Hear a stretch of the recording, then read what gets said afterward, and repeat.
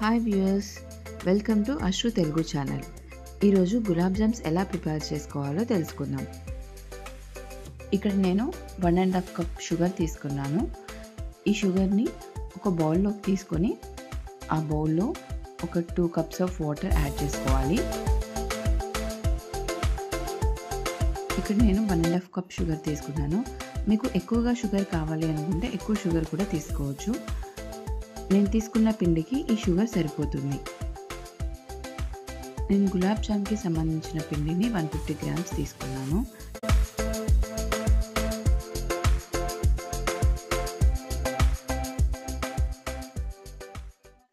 Sugar ఇక్కడ మరుగుతుంది. ఇది షుగర్ అనేది పాకం వస్తుంది. షుగర్ పూర్తిగా పాకానికి రానవసరం లేదు. గులాబ్ జామ్కి తీగ పాకం కంటే తక్కువగానే ఉన్నా సరిపోతుంది. గులాబ్ జామ్ పిండిని ఏమైనా ఉండలు ఉన్నాయా లేదా అనేది ఒకసారి ఇలా కలిపి చూసుకొని అందులో కాస్త కాచి చల్లార్చిన పాలని కొద్ది కొద్దిగా యాడ్ చేసుకుంటూ కలపాలి.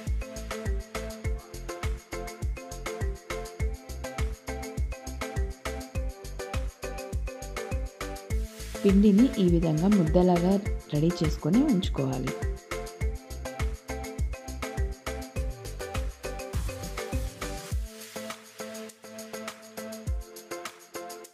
ఇలా కలుపుకొని ఉంచుకోవాలి పిండిని.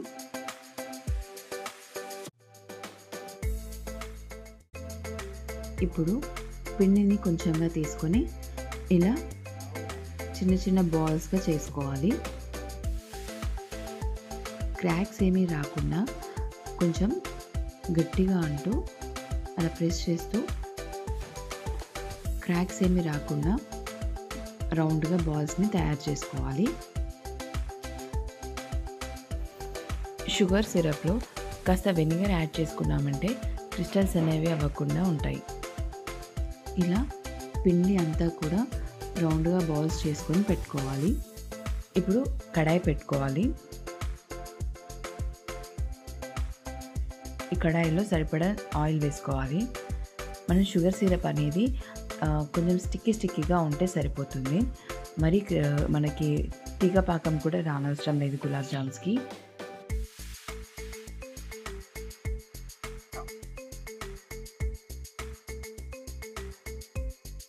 ఇక్కడ ఆయిల్ హీట్ అయ్యాక మనం రెడీ చేసుకున్న బాల్స్ ఉన్నాయి కదా, ఆ బాల్స్ అనేవి ఆయిల్లో వేసుకొని ఫ్రై చేసుకోవాలి.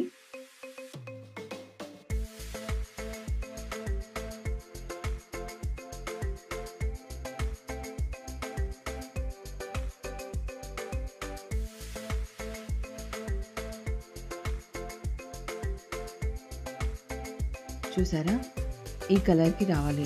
ఇలా వచ్చాక వీటిని తీసి మనం రెడీ చేసుకున్న షుగర్ సిరప్ ఉంది కదా, ఆ సిరప్లో వేసుకోవాలి. ఆ షుగర్ సిరప్లో యాడ్ చేసుకోవాలి వీటిని. మిగిలిన బాల్స్ అన్నీ కూడా ఆయిల్లో వేసి ఫ్రై చేసుకొని వాటిని షుగర్ సిరప్లో యాడ్ చేసుకోవాలి. ఇలా యాడ్ చేశాక ఒక ½ అన్ అవర్ మూత పెట్టేసి ఉంచాలి.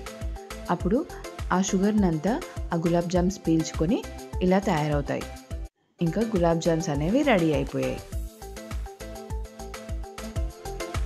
మీకు ఈ వీడియో నచ్చినట్టయితే లైక్ చేయండి, షేర్ చేయండి, సబ్స్క్రైబ్ చేయండి.